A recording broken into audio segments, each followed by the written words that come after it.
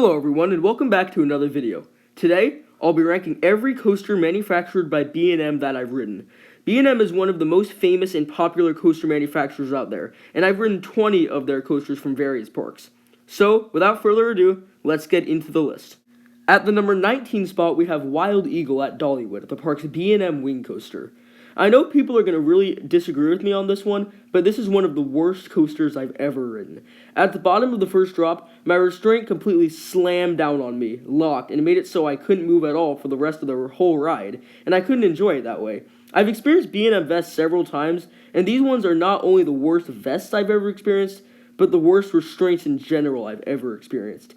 Even if this ride didn't have these awful restraints, it would still be a pretty boring ride because the ride just isn't very forceful. At the number 18 spot, we have Valraven at Cedar Point, the park's B&M dive coaster. Everyone already knows what I think about this coaster.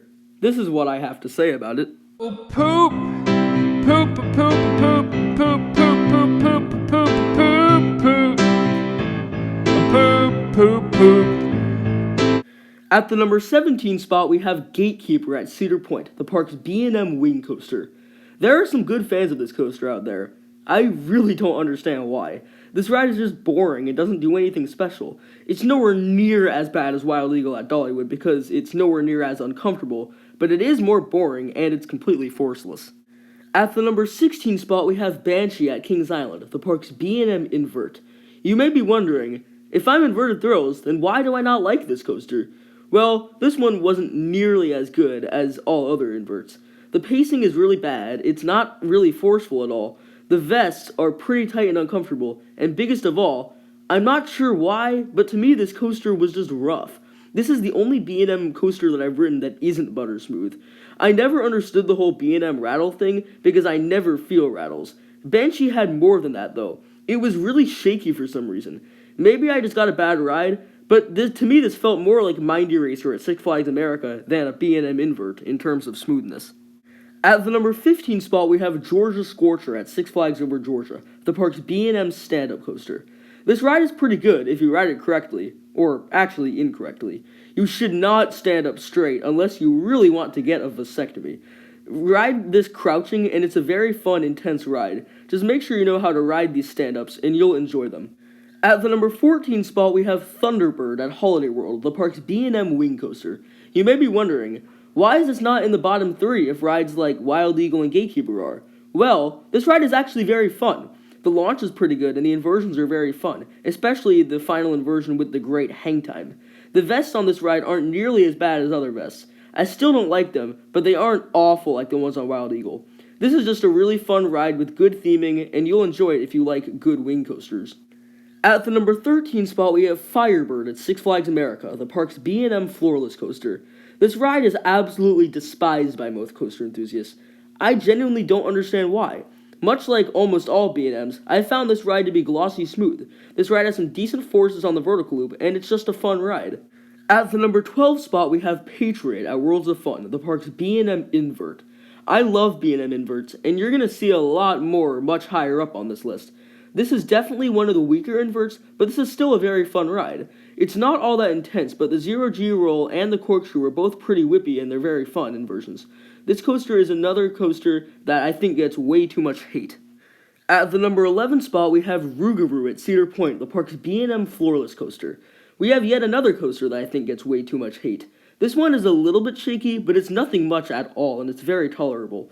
The inversions are very forceful, and this is just an overall very solid ride. This is a classic B&M looper, and it's really hard to go wrong with these.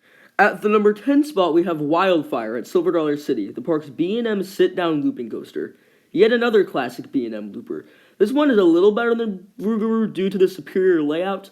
However, the legendary first drop, to me, gave little to no airtime. I'm not sure why everyone raves about that drop, because I think all of the inversions, especially the Cobra Roll and the Corkscrew, are all better elements.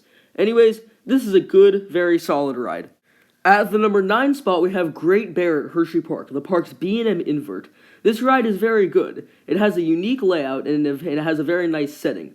The corkscrew and the zero-G roll are both awesome, whippy inversions, and this is just a very good ride. It may get lost in Hershey Park's awesome lineup, but don't forget this is an awesome B&M invert. At the number 8 spot, we have Superman Ultimate Flight at Six Flags Over Georgia, the park's B&M flying coaster. This was my first ever flying coaster, and I really wasn't expecting much. This ride shocked me at how fun it was. The first drop is whippy, and the pretzel loop is extremely intense. People say this ride is only a pretzel loop and a meandering course, but to me, this ride is so much more. You get really close to the ground, and you really do feel like you're flying like Superman. This is an awesome coaster that deserves more respect. At the number 7 spot, we have Diamondback at Kings Island, the park's B&M hypercoaster. This ride is really good. It has some of the best floater airtime I've ever experienced, especially the first drop, and it's just a really fun ride. It isn't as good as the other B&M hypers I've ridden, but it's still an awesome ride. At the number 6 spot, we have Griffon at Busch Gardens Williamsburg, the park's B&M dive coaster. You may be wondering, how can Valraven be an absolute snooze fest, yet Griffon be in my top 30? Well, this ride literally does everything Valraven should have done, aka provide an awesome ride that doesn't put you to sleep. The 2 vertical drops always shock me with how awesome they are and how good the airtime is, and how intense the pullout of the first drop is. Plus, the implements are really fun, and the airtime pop into the splashdown is epic. Plus, the restraints on this ride, aka the classic B&M over-the-shoulder restraints like you find on a lot of B&M coasters, are some of my favorite over-the-shoulder restraints because they allow you to get some good airtime, which this coaster does provide. Overall, this coaster is very, very good, yet still isn't even the best B&M coaster in the park. At the number 5 spot, we have Apollo's Chariot at Busch Gardens Williamsburg, the park's B&M hypercoaster. This ride is absolutely awesome. There's awesome floater airtime on all the camelbacks, and the drop off the mid-course brake run and the final hill also give strong flowjector airtime, which you wouldn't expect from a B&M hyper. This ride also has an awesome setting. This was my first hypercoaster and is still one of my favorites, yet still is not quite my favorite B&M hyper. That title goes to my number 4 spot, which is Goliath at Six Flags Over Georgia. This is my favorite of the B&M hypers I've ridden. The floater airtime is about as good as Apollo's airtime, and the flowjector at the end is also about as good as Apollo's flowjector. But what makes this coaster slightly better than Apollo is the awesome helix on this ride. The helix is very forceful and is something you really wouldn't expect from a B&M hyper like this. Overall, this ride is just really, really good, and I highly recommend it if you love B&M hypers. At the number 3 spot, we have Raptor at Cedar Point, the park's B&M invert. Now we're getting into the B&Ms that blow me away every time I ride them, and those are the classic 90s inverts. This coaster blows your socks off with how intense it is. Every inversion is whippy and intense, and the final helix blew me away. This ride will numb your legs with how intense it is, and it's just an awesome ride. This is one of the more loved inverts because of the park it's at, yet I still think it's an underrated ride. However, there's still a few B&Ms that I think are better. At the number 2 spot, we actually have 2 coasters, Batman the Ride at Six Flags St. Louis and Six Flags Over Georgia, the park's B&M inverts. These rides are everywhere, and you know what? I don't care at all. These rides are legit insanity. They are so forceful to the point where you'll have wobbly legs by the time you get off with how numb they get. The whippiness and sheer intensity of these rides are what make them some of my favorite coasters. These rides are currently the coasters that I call the number 1 most underrated coasters I've ridden, but they still aren't quite my favorite B&Ms that I've ridden. And yeah, who's surprised? At the number 1 spot, we have the Reincarnation of Christ, also known as ALPENGEIST at Busch Gardens Williamsburg, the park's B&M invert. This coaster is not only the whippiest coaster I've ever ridden, but also has the most sentimental value to it for me. It's my most ridden coaster, it's the coaster that got me into coasters, it's the coaster that blew me away after riding it more than any other coaster, and still blows me away every time I ride it.